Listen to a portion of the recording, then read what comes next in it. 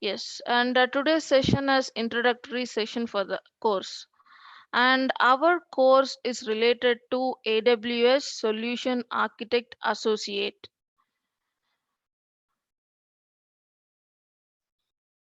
And what is this Solution Architect Associate?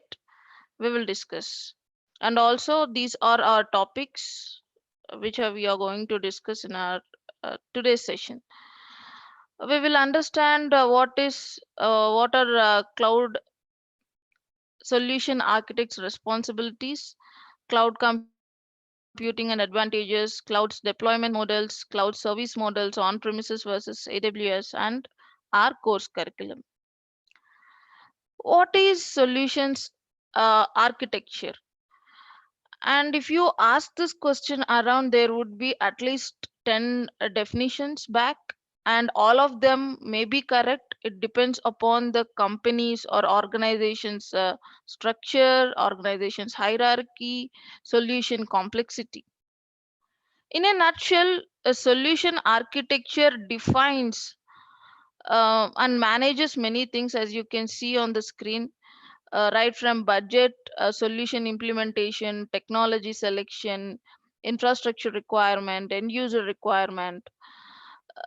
Solution architecture is the starting phase, you can say, before you start working upon your project, like defining your budget, and then implementation and choosing technology, gathering requirements, uh, global compliances, business requirements, all these things includes in the solution architecture.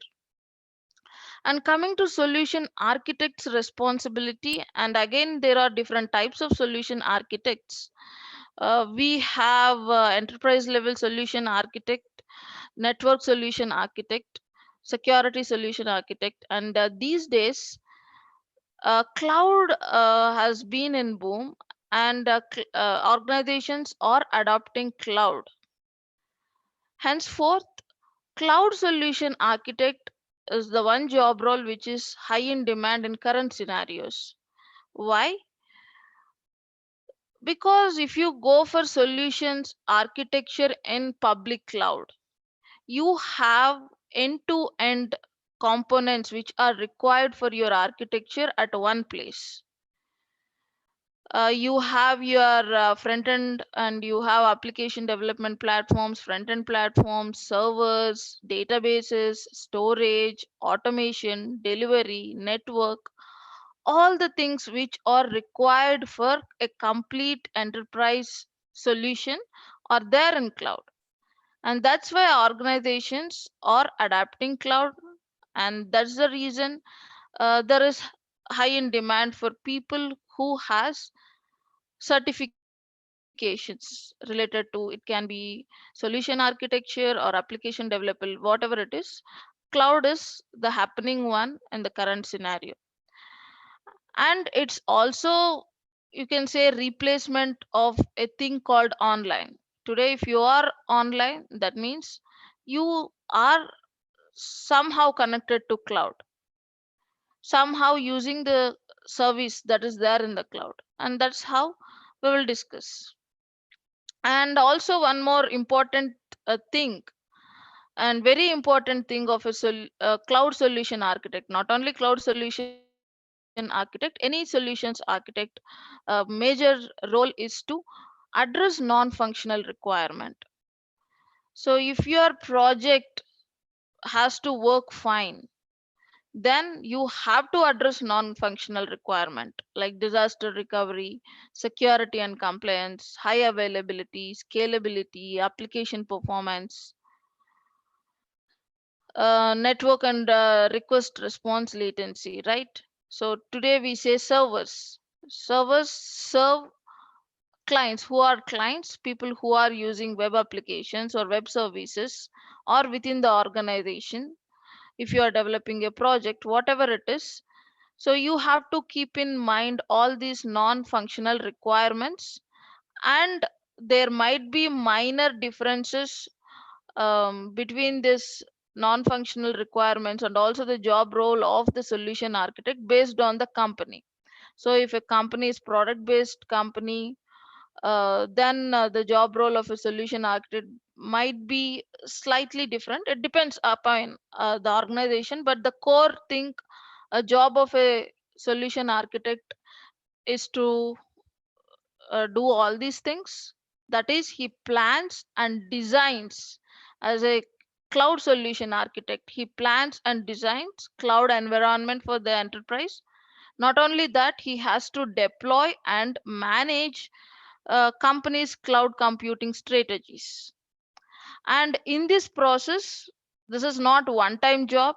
It's not like at the start of the project, just you show your architecture.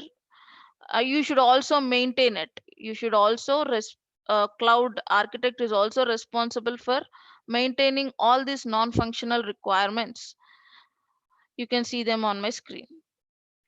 And AWS SAA02 stands for Solution Architect Associate 02. Previously it called as 01 in 2020. They have made very little changes, very little changes, not much, and they have called it as SAA02. It's like a version 2. And this is their you can say percentage of questions, weightage of questions asked in examination. And if you say, they speak about the same, more related to the job role of solution architect. So designing resilient architectures, 30% of your exam questions, there would be 60 exam questions. Out of them, 30% will be related to this. And most of them, 90% of the questions are scenario based questions. They will ask you a scenario, and 30% of them are the scenarios related to resilient architectures, and all are multiple choice questions, and you have to choose one. And designing high performing architectures, 28%, secure applications and architectures, 24%, and cost optimized architecture, 18%. And what this certification is, it prepares you for all the scenarios which you are going to work in future. So why a organization need a cloud solution architect or a cloud architect? So he is the one who has idea about all the cloud solutions, and he is the one who defines breadth and depth of cloud services and give a solution to optimize costs, and at the same time it should be high performing, resilient, and secured. And certification course prepares you to be such a person. And that's why more uh, questions or scenario based questions. And to answer those questions, first you have to know about the services thoroughly. What are they, why they are used for? And then you should think of making architectures through those through the services which you have learned and which comes under your exam preparation. And we will talk about all the services related to SAA2, Solution Architect Associate 02 certification. And we will also discuss about exam preparation. We provide around 3 sample papers, recent sample papers. You can go through that. And we will also discuss about some AWS white papers which have so many real time scenarios or use cases, case studies, and how to replicate them on the cloud. Okay, that's about this certification. And there are other certifications or two available with AWS, not only with AWS, and other cloud also it will be the same. If you take Azure or GCP, uh, names might be different, more or less. Certifications would be a similar kind of certifications. And here, if you see the one which we have talked about, solution architect associate level, is this one. And for every certification, you have two levels, associate level and professional level. And then you have specialty certificates.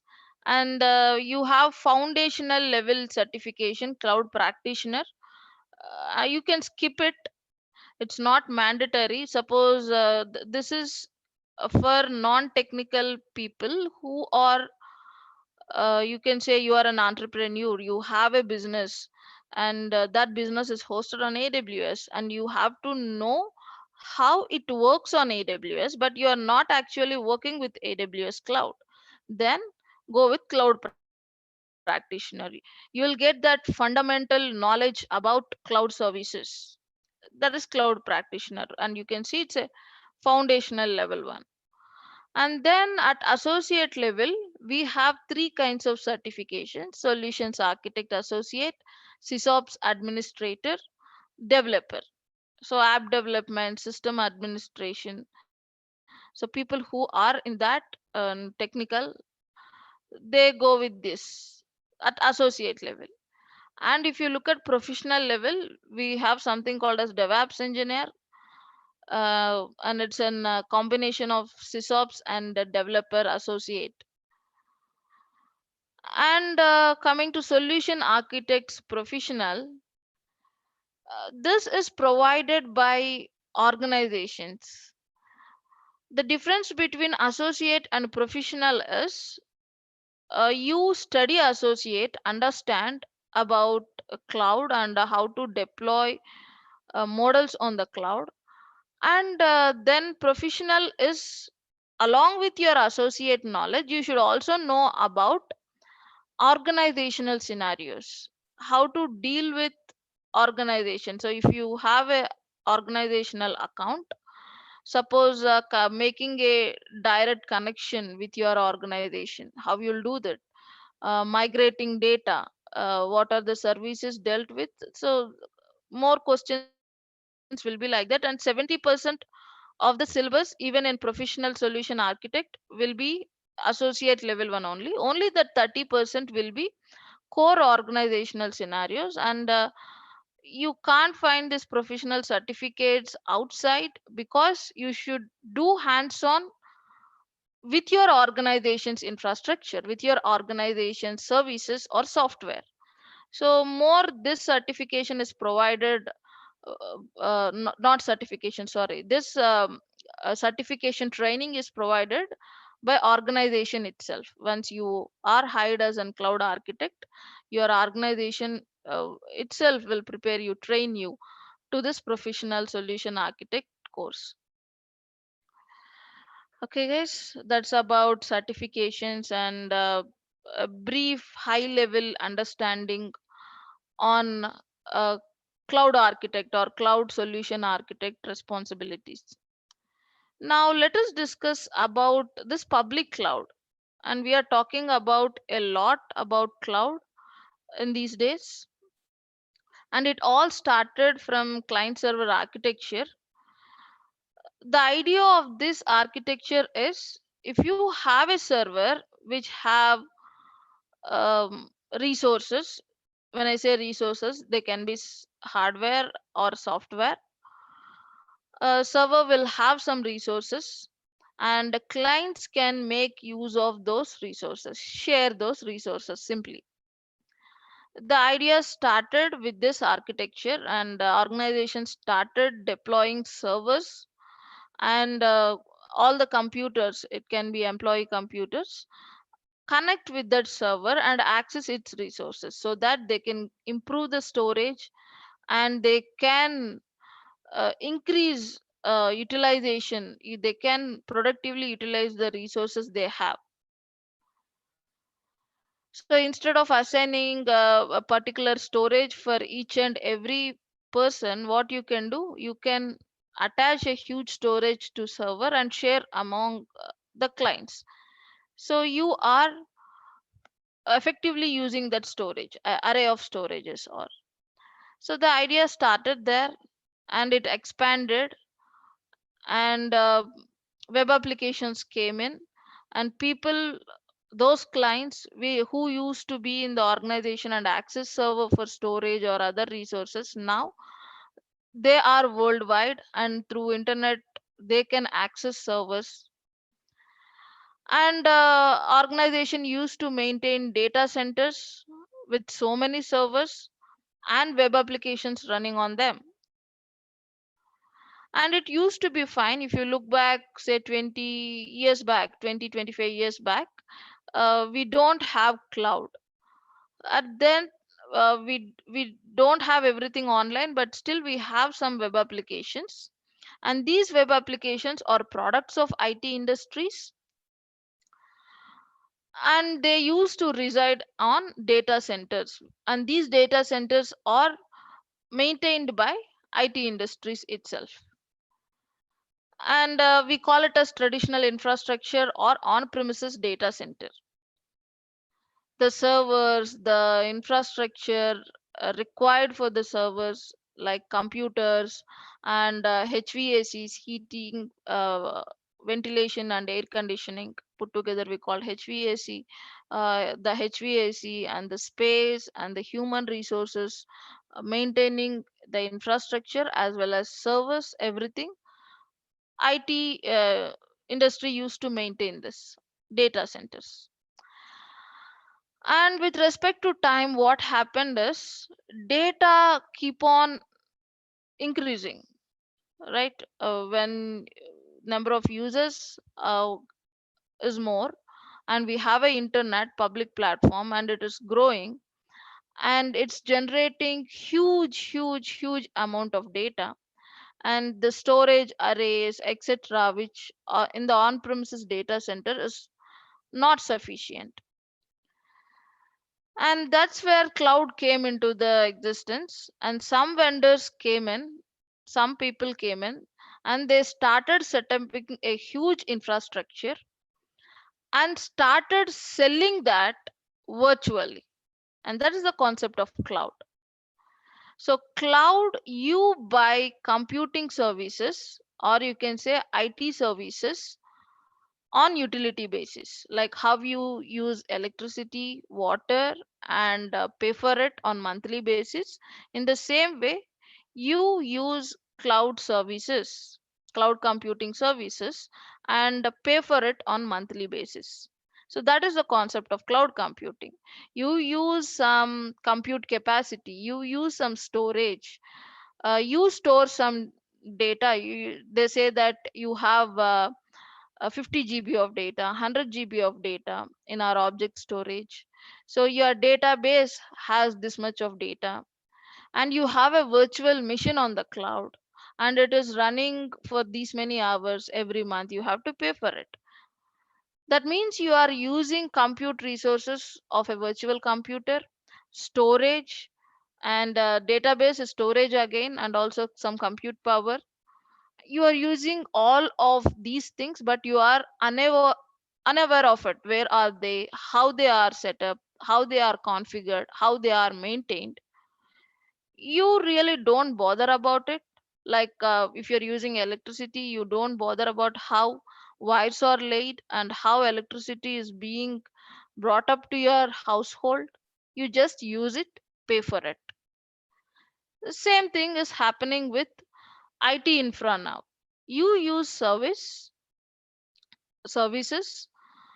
and pay for it on a monthly basis. That is the concept of cloud. And a few people came, and the first one is Amazon. They started it in 2010, and around 68% of market share is still Amazon's. Amazon holds 68% of cloud's market share. Even though we have GCP, Azure, IBM, all these things, still it holds 68% of the market share. It has huge infrastructure, and it is also oldest among all of this, and it's the new one, and also the first one that came into the market in 2010, as I said. And it started selling IT services, that is IT infra, virtually. So you can get it virtually and start working with it. And it has a huge advantage, and people started seeing that huge advantage. And with respect to time, if we see, everything is on cloud. If you say where is your storage is on cloud. If you ask any organization where are your servers, my servers are on cloud. Everything has been on cloud these days. So what is that huge advantages? Cost. The first and foremost thing is cost. With this advent of cloud, there is no capital expenditure for businesses or enterprises. Suppose if it is a non IT business, if you say food and food business, banking sector, these days we are accessing bank through online. This is that is not the scenario if you look back 10 years back, 10, 15 years back. So everything has become online. Even non IT industry is also using internet. They are saying that we have a web application, we have some storage, we have database. So these things are everywhere. And thanks to our cloud computing, it all happened because of cloud. And when this cloud came, it brought a huge advantage. The first one is it has deleted this one called as capital expenditure. Suppose if an organization want to set up a data center, the first thing is they need some space, or if they don't have, they should lease or rent a space, because they have to keep all that hardware infrastructure, storage arrays, computers, and then they have to buy licenses, and all these are capital expenditure. So when they buy computer, they'll do it only once. One you do it. So that's capital expenditure. The one time investment you can say, which you do at start of any business. And after that, operational expenditure, monthly maintenance, paying for the people, paying bills, all these are operational expenditure. Extending the licenses every month or once in a year, all these are operational expenditure. So with this cloud, what happened is there is no capital expenditure at all. You don't buy computers, you don't buy that extra storage, you don't configure them, you don't need space, you don't buy a space or lease a space. No capital expenditure at all, because you are virtually accessing servers from the cloud. Second thing is operational expenditure has drastically come down. You no need to pay for all the things now.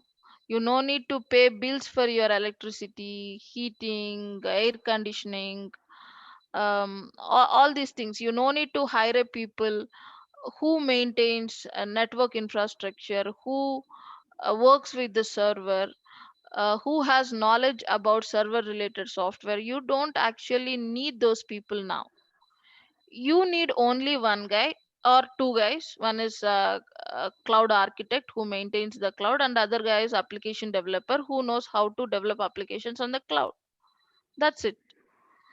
So your operational expenditure has drastically came down if you move your things to cloud, and that's why it has become a big hit.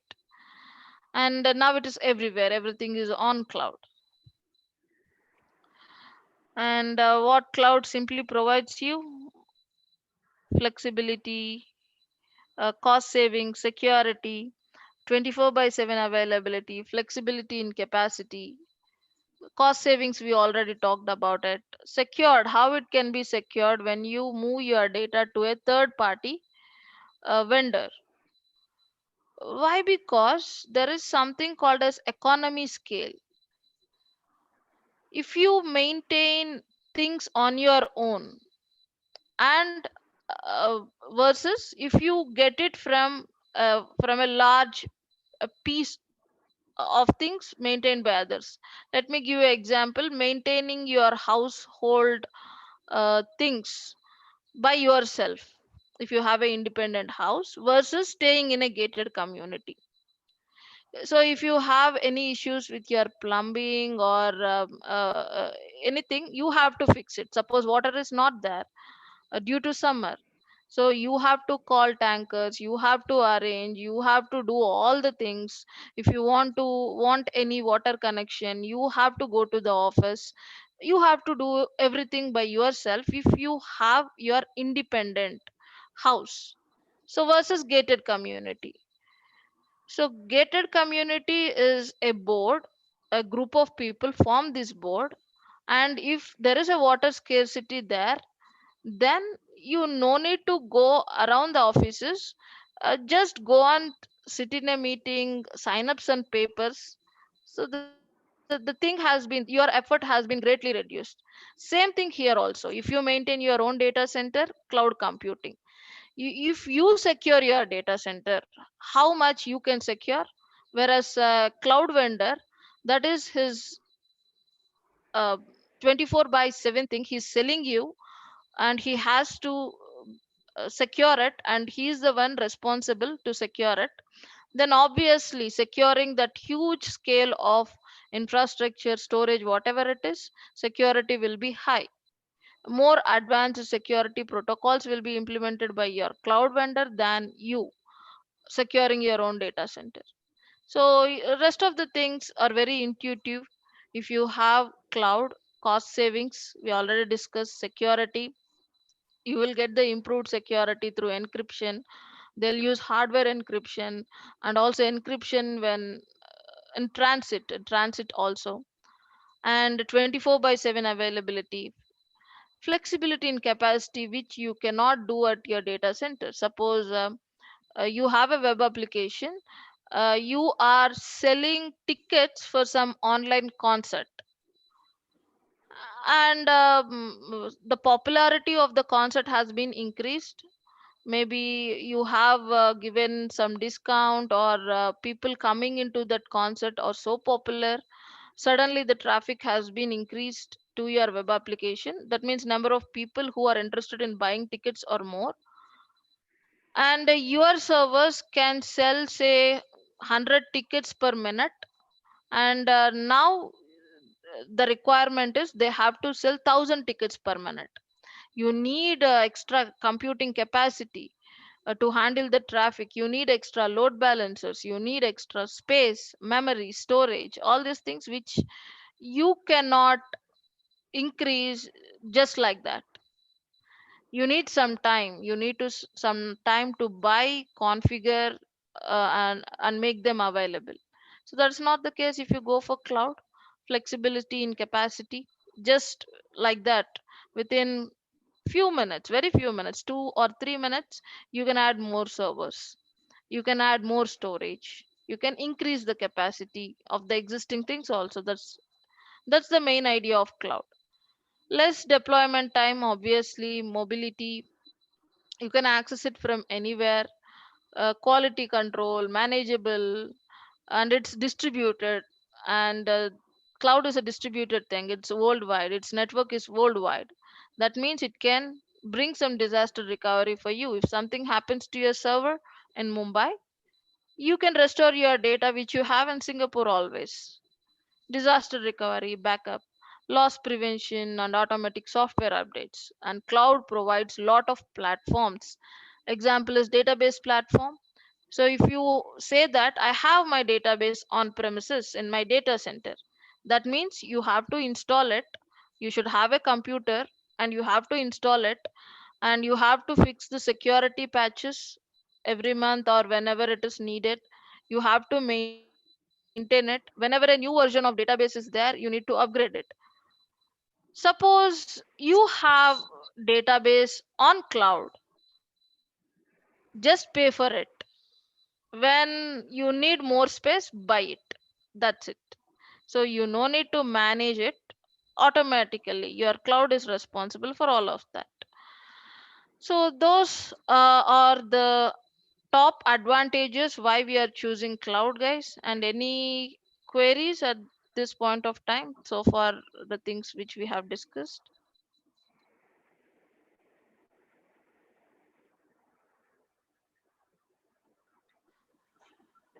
Okay. And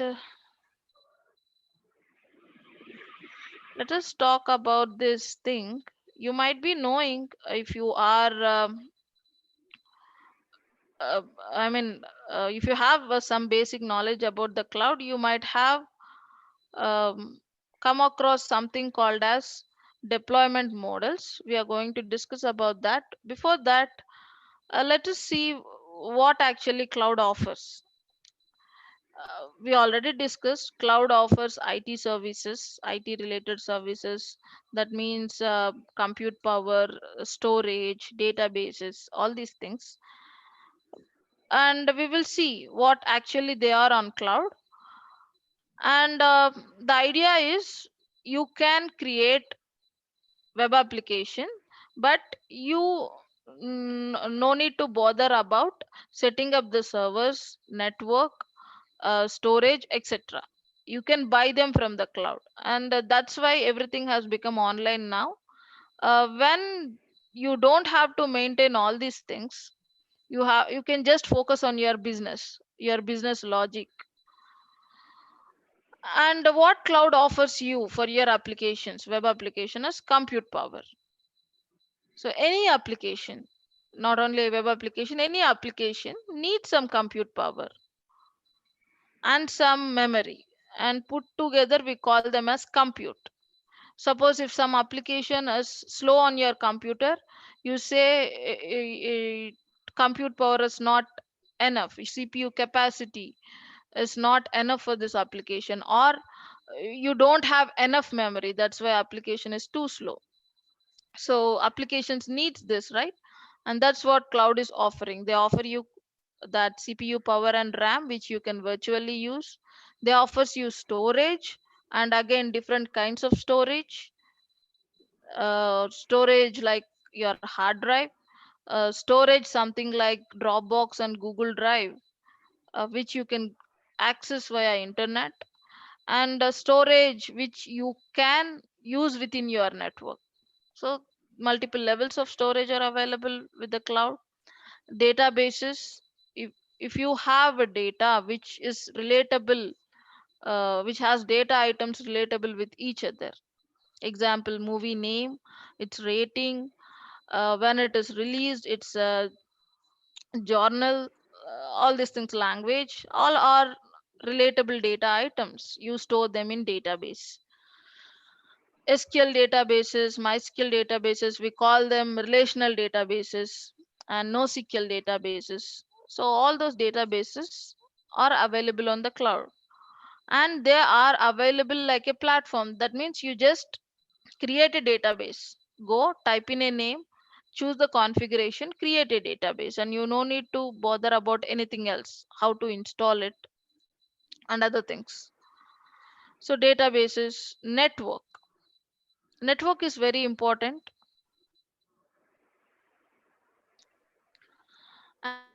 And you can have your virtual network on cloud. What does that mean? Suppose your organization has its entire office, entire enterprise on AWS, and they are worried about their privacy and security. So AWS is providing you an option of securing your own network. Write your own route tables, have your own firewall, decide the traffic that has to visit into your virtual private cloud. You can create a virtual private cloud. So you don't actually set the network, the DHCP configuration, or at router level. You don't actually go to that level, but everything is virtualized on cloud.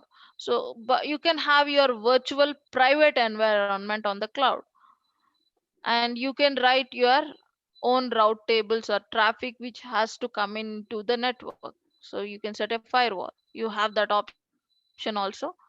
So these are the major things, basic components provided by the cloud. Compute power, you call that CPU and memory for your applications.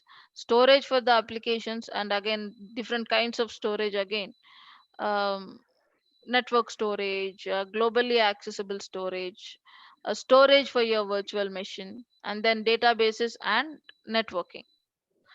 And cloud also resolves issue called server sprawl. And when organization used to have their own data centers, this is a serious issue. When organizations, this IT enterprises, they launch a new web application, what this application developers will do is they will keep peak traffic in mind and assign lot of space than required. So more space will be allotted to the application, more server space, capacity, storage will be allotted to the application. Because what if that application have to handle so many requests, then it needs so much storage, computational power, etc. At end what happens it, suppose there are 10 applications like that, and more space is allocated to all of those applications, it will end up in there is no space in the server. But actually there is. When applications are working normally, they are not handling the traffic peak in demand, they are handling the normal traffic, then all that unutilized space is also still for that application. So this has been a serious problem. Actually there is server capacity, memory, storage, everything, but we are unable to use it because it's already assigned to certain application. And the concept of cloud is everything you use on basis of resource pooling. If I am using, I have an account in AWS, say for example, I'm using some hardware in the X rack. I'm using some storage in the X rack in the data center, AWS data center. And my friend has also created AWS account. Maybe at the same time we both are using that same storage. It's like a resource pooling. The same storage is shared between multiple users. Your account is personalized to you, but the underlying hardware might be the shared one. That's why we get services for cheaper prices. And you have an option if you want to dedicated resources also.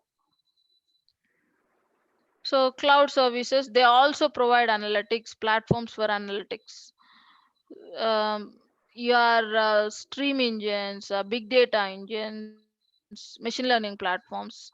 Um, we have something called as ML on cloud, and also they are automating that, automating or semi-automating, you can say. We have lot of analytical platforms.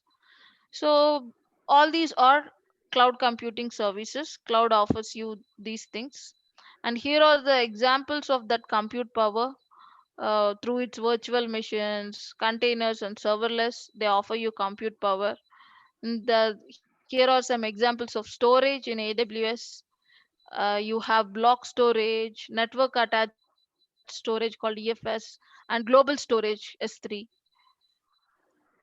And then networking, something called as VPC in AWS. You can have your own VPC, you can create your route table, and you can create customer gateways and have a gateway to your corporate network, that is corporate data center. So all these things are available. This is an example of networking service, right? And let us discuss this. This is very popular by this time. Cloud deployment models, that SaaS, PaaS, IaaS. And this is NIST model of cloud computing. This NIST sets standards, defines standards, and they have defined a standard for cloud computing. So if someone came into the market and say that, hey, I am an enterprise level cloud vendor. So how you can become an enterprise level cloud vendor? You have to satisfy all these things. You should have some essential characteristics, and you should tell what are the service models on your cloud.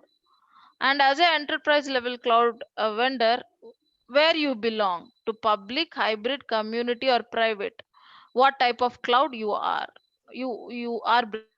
bringing into the market. So the first is essential characteristics. It's very much we already discussed. Broad network access, because you are selling uh, virtually these IT services. and they have to be globally accessible. You should have a broad network access. Rapid elasticity, this is the major reason why people are switching to cloud. Whenever you want to improve the capacity, you can do that. Whenever you want to decrease that, you should be able to do that. So there should be rapid elasticity, measured service. And when you are using a service, say for example, object storage S3 in AWS, you have around 10 GB of data in your S3 bucket, and you should know upfront, before you uploading your object, if you have the 10 GB, how much amount you have to pay by the end of the month. So it has to be a measured service. They have to expose their costs in advance, upfront, and on demand. So on demand services have to be provided, then only they can be called as enterprise level cloud, right? And the resource pooling, so that is the idea of cloud. You can use the same underlying hardware, still your application is personalized to you. Your dashboard, cloud's dashboard is personalized to you, but still you are using the same underlying hardware. Resource pooling. And coming to deployment models, we have public clouds. Private is again like a data center, having an on-prem data center. Instead of that, you can virtually access some resources for you, created for you. That is private cloud. And we have hybrid and community cloud. So this public cloud, the uh, vendors, cloud enterprise level cloud vendors, we are talking about AWS, Azure, Google, IBM. There are others. All are public cloud vendors. That means they work on concept of resource pooling. And private means a cloud which offers resources only for your organization is a private cloud. So it's like you're virtually accessing some data center which is only for you. That is private cloud. And here hybrid cloud defines two things. One thing is a mix of public and private. That is one hybrid environment we say. Suppose if you say Oracle has its own data center and it's also using AWS for some things has to be done, so for some services. And it's a hybrid model. They have their own data center which is private, and they also use public cloud. That is one hybrid model. And other hybrid model is, these days we are calling something as multi-cloud environments, hybrid clouds. So we are also, this term hybrid is also referring to hybrid cloud model or multi-cloud model these days. That means you have some services in AWS, some services in Azure, and your AWS can access Azure services and vice versa. So this can be done, and this concept is also called as hybrid cloud. So you have this hybrid word has two meanings now. One is deploying your public plus private clouds. That is, private means on-prem data center, and public cloud. And another one is within the public clouds, you can create a connection kind of a thing. You can access resources from one public vendor to another public vendor, like example AWS and Azure. So you have object storage in Azure, and you have your server running on AWS. So you can create a hybrid environment. So your server running in AWS can access object storage in Azure. And community. So these are clouds, but not enterprise level clouds. Enterprise level clouds means they have all the services required for creating a servers, app development, for analytics, for networking, automation, delivery, content delivery, uh, CDNs. So they offer everything.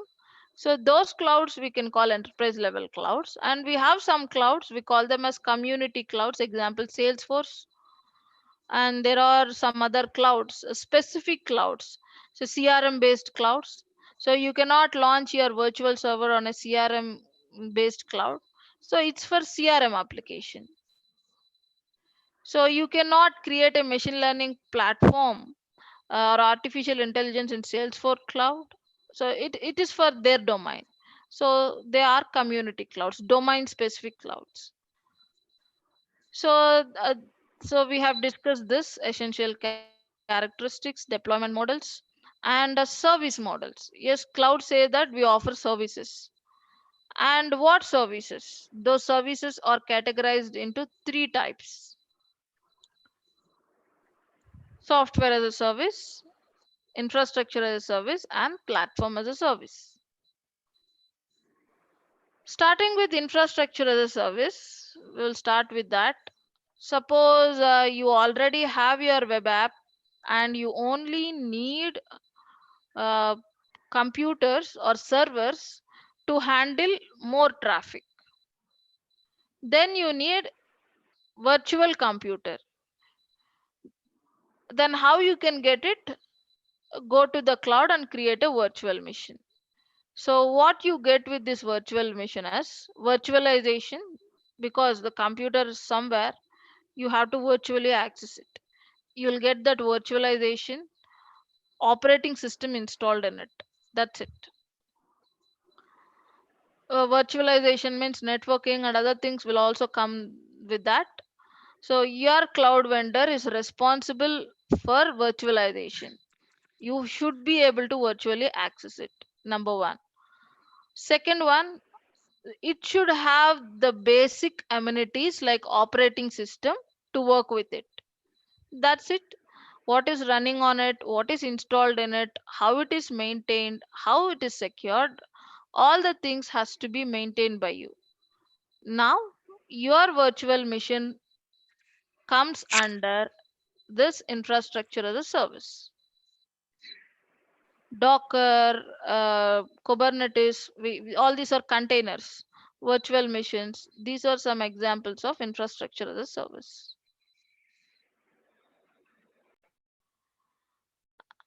And then we have PaaS, a platform as a service. Example is database, and we have lot of platforms, analytical platforms, Elastic Beanstalk, which is a platform for application development, web application development, application development platforms are there. Lot of things are there. Let us take database platform. This database platform, you don't it's actually running on one computer. Your database is an application or a service. It is running on some computer, but you don't actually create that computer. You don't bother about which operating system it is, and how to upgrade your database, and if there are any security patches, how to install them or fix them.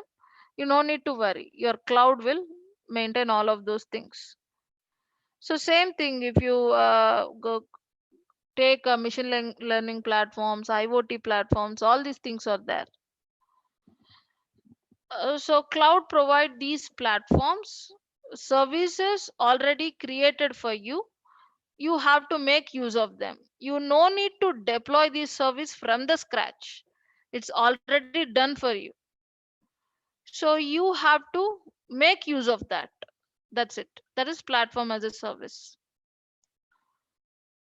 And software as a service. Software as a service, these clouds sell the software as a service applications on license basis. Suppose if you want to get Microsoft Outlook, you will get license for that software from Microsoft, and you will use it for your um, office office mailing or whatever it is.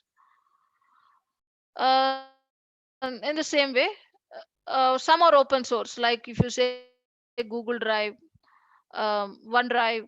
So all these things. When you have an account with them, they provide you some storage. Like how you are using Google Drive, you don't need anything. You no need to do anything at all. You have to just create a account, and you need a browser and internet connection. That's it. To make use this software as a service applications, example Google Drive or your Dropbox, OneDrive, Facebook, you need a browser internet connection. That's it. With the help of a link, you can access that entire application. These are SaaS, software as a service. And here is uh, a pizza analogy which defines on-premises data center. Just give me a minute, guys.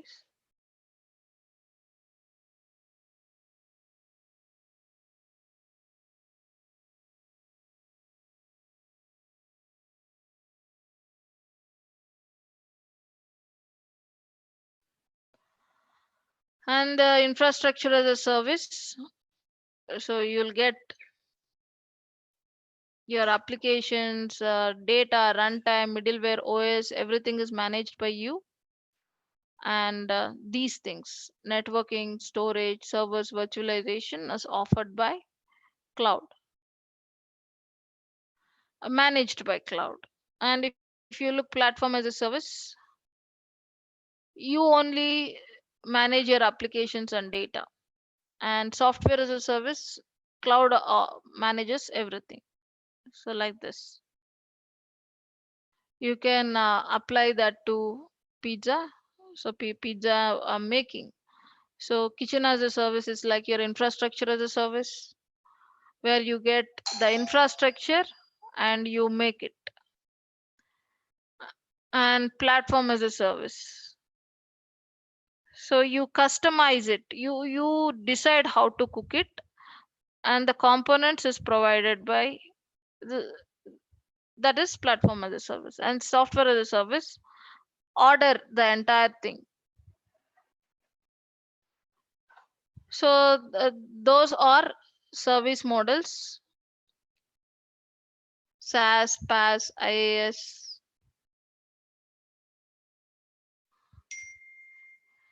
Okay, and now let's discuss about our course content, guys. For this, I'll go to 360 Digit MG website.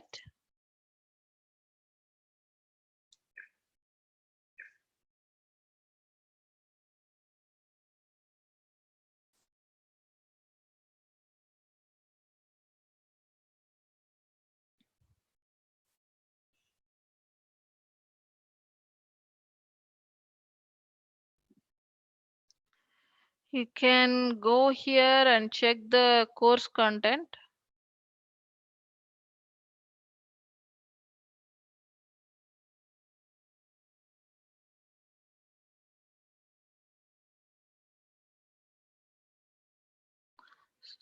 Sorry.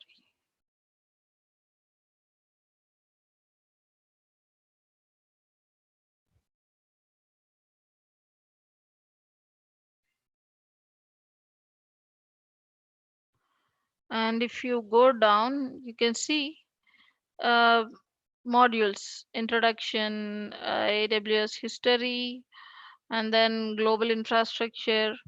We have EC2s, which are virtual machines. EC2 stands for Elastic Cloud Compute. And not only EC2 and other services related to EC2, like snapshots, AMIs, auto scaling, load balancers, all such things we talk here, EC2 section. And network and content delivery, how to create your virtual private network, or called virtual private cloud. And then subnets, NAT gateways, internet gateways, all these things. How you can have your private cloud on the public cloud, and how you can have your servers in it and other services, how to configure it, and CloudFront distributions, about all these things. And AWS storage service, we I already mentioned that there are different types of storages: global storage, network storage, and computer level storage, that is virtual computer level storage.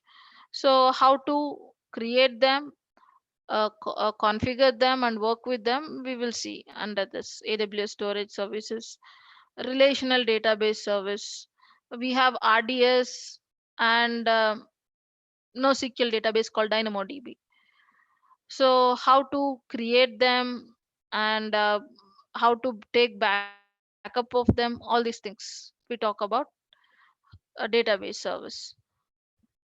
Identity and access management, if you are managing your organization account, how effectively you can do that, how AWS offering services to do so, for managing your organization, how to grant permissions, add different users, how you can bring in compliance things.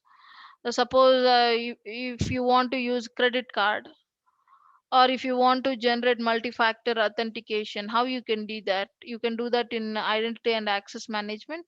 So we are going to discuss about all of that. And route 53, route 53 is a DNS service. That means, um, you know that what how servers work. You have your servers on AWS, but you will have a business name, say example.com, abcexample.com, if it is e-commerce site, some abcfashion.com, and people will uh, send requests to with that DNS name, and you have all your services in AWS. How you link up them? You have registered your domain name and you have your services in AWS. How you can link up them? And there are various policies provided by AWS, and we discuss about them in route 53. Simply your domain name and your services, how you link up them. uh, this route 53 is a service which has that provisions, all those things. And monitoring and notification service, alerts, creating alerts, notifications, and monitoring cloud resources. All these things comes under this AWS monitoring and notification service. How to send email notifications, SM notifications, and how to monitor your services. And it's very important. That's what we have discussed at the start of the session. The important job, among all other roles, the one important thing for a solution architect is cost optimization. And to do it effectively, monitoring is very important. And these monitoring services are also again available in AWS only, and we will see how to set up them. And notifications, so this is not about only the usage of your services. Suppose you want to push alerts or notifications. Suppose a banking service, whenever a transaction is done, it has to push a SMS notification, send an email. So how you can automate these things? So there are services in AWS. We will see how to provision and work with them. And the beauty of cloud computing course is everything will be hands on. Very little theory. So if we discuss the theory also, again we implement that in hands on. So go through this course content, guys. And if you have any queries, you can ask now.